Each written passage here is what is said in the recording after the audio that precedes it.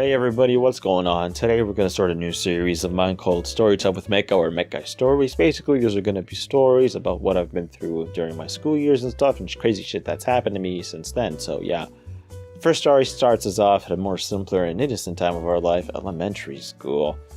So a little bit of a short story here. We're gonna give a lot of stories out, right? So sit back, relax, grab some popcorn. Some might be good, some might not be, depending on your humor or interest in my stories. But yeah, the first one is me being framed for some bullshit. All right, so let's hear me out, hear Mechguy out. So when I was in elementary school, the show Fear Factor was popular amongst the kiddos and the general populace around the time, right? If you don't know what Fear Factor is, it's a show where I think Joe Rogan used to host it, where the contestants would do like disgusting challenges and some like cool challenges in order to win money and stuff. I don't know if it's still running. If it is, go watch it, I guess, or go search for a clip on YouTube. And kids are at school like to play like mini versions of it, like, oh, jump over the puddle of mud, the puddle of water that made of mud and you'll win the game or whatever. So, you know, I ended up doing it with a group of kids, right? For the sake of privacy, we're gonna name them Mikey and Jessica, right? Mikey and Jessica, right? All right. So we're playing with Mikey and Jessica, and then we do Mikey's challenges of walking on the sandbox without falling into the mud. You know, it was pretty fucking easy.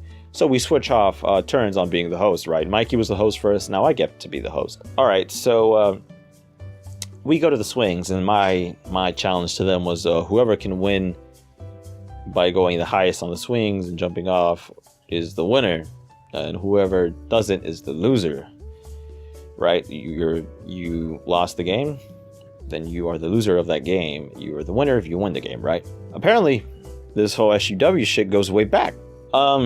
Here's what ended up happening. As soon as I said loser, you will be the loser if you lose, Jessica had a hissy fit. She had a goddamn hissy fit, full blown. She was mad at me because I called her a loser.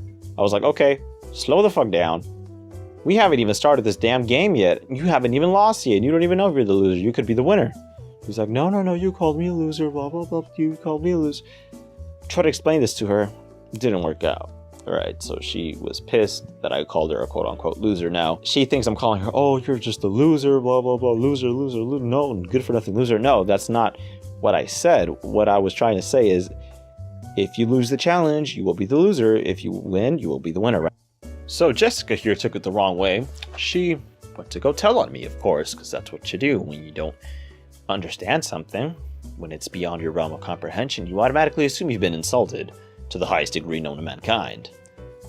And you go tattletale to the people working on the field. In my school, during recess, we had some of the staff working on the field to make sure we didn't do anything stupid.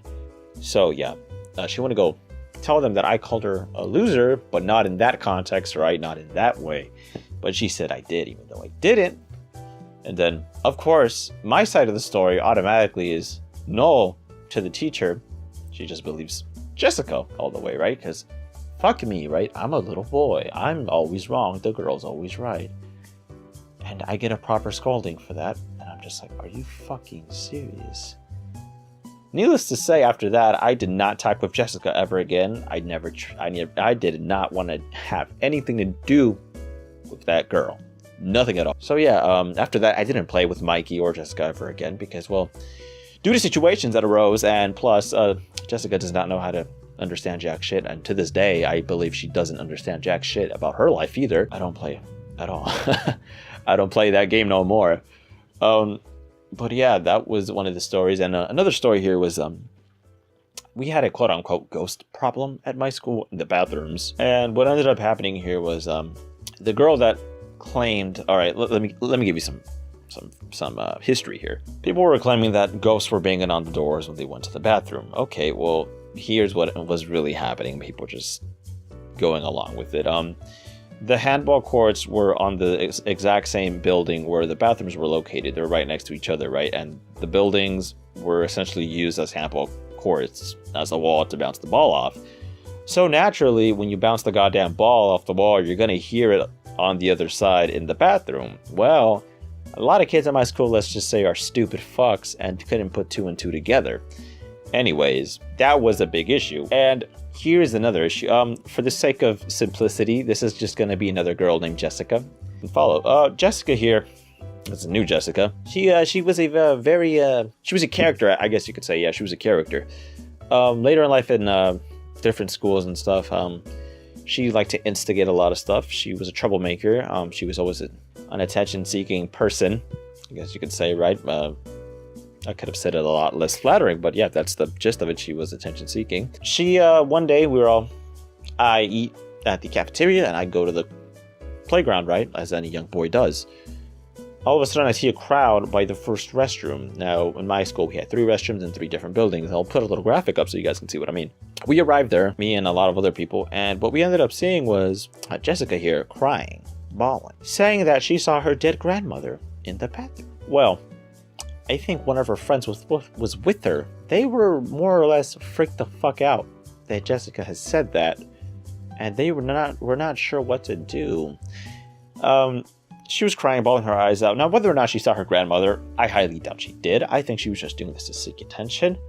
Let me tell you something. Why would your grandmother waste her time at a dingy-ass public restroom at an elementary school to tell you something, right? Honestly, that don't make no goddamn sense. So personally, I don't think she saw anything. I think she just did it for the attention. As she proved later on in life, during the other schools, during middle school and high school, she was very attention-seeking and is willing to make shit up in order to get attention. So that's why I think it wasn't real. But anyways, there was a huge crowd of people there, a huge crowd of kids, and then the vice principal came to take her off, and then it was, oh my god, her grandmother, you can't believe that? Oh my god, I'm not going in that bathroom forever anymore. I'm only sticking to the first one. Superstitious fucks. It's all cool though. The bathroom is cool. I went.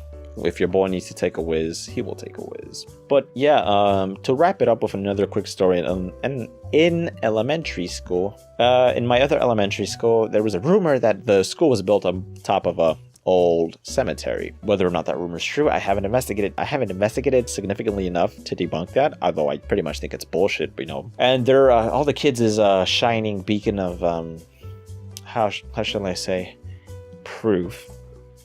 Was that at my school there was an old concrete slab, right, with a bunch of like numbers and letters on it, and we're like, you see, that's this is what it means. This is the old like dead people stone. Like honestly, it's what it means. What ended up happening is I think I asked one of my coaches or one of my teachers, I can't forget, I keep forgetting, to tell me what exactly that stuff meant, and they told me that it had to do something with an old like city pipe system or something, so it had nothing to do with dead people. So I was like, oh okay, so it's nothing. And then lo and behold, all the other people were like, no, they're lying, they're trying to hide it, they're trying to hide the truth, it's all a lie. But yeah, that was just one of the many funny things that happened at my school in some of my early years of a lad in the educational system of the United States of America in California.